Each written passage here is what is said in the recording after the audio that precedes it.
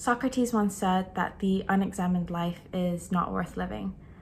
Perhaps a more obscure but just as important quote is by the psychologist Sheldon Kopp, which says that the unlived life is not worth examining. That's an excerpt from a book that I read recently, The Defining Decade by Meg Jay, a clinical psychologist who argues that your 20s are the most important years in your life to develop the skills that will bring you forward to adulthood. And what you choose to learn, read, invest during your 20s will really set the tone for the rest of your life. Here's some advice that she says that people in their 20s need to take. First of all is the strength of weak ties. And what this means is that nowadays it's really common for us to stick with what we know, with the people that we know, the people that we're comfortable with. And as an introvert, I highly agree with this.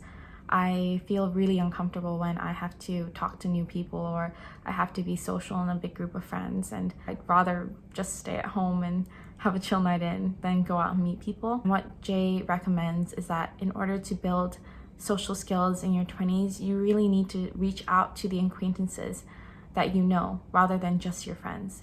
So think of your acquaintances as bridges. You don't know where they're going to lead, but they could lead you to something spectacular and some place you've never been before. Next, we'll be talking about the tyranny of the should. That voice inside of your head that tells you that you should be doing things differently to the way that you are. We have to understand that there's no blueprint in what our lives should look like. It's just accepting where your life is today and accepting that you have a different path from everyone else around you, even the people closest to you. When you're given the same things, you can still lead to different outcomes.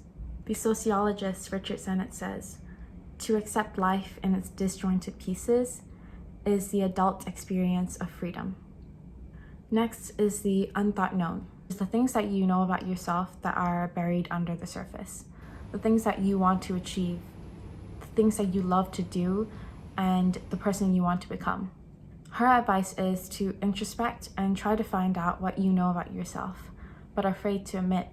What are you stifling due to the society's version of practicality? What are the things you want to do but have never had the courage to? Really invest in yourself, set boundaries, and also prioritize what's important to you and what will help you most in your life. Thank you guys for coming to my first sit down chat YouTube video, whatever this is, and I hope you guys enjoyed it. Please give me a like and subscribe. I'm new to this, and I'll see you guys in the next one.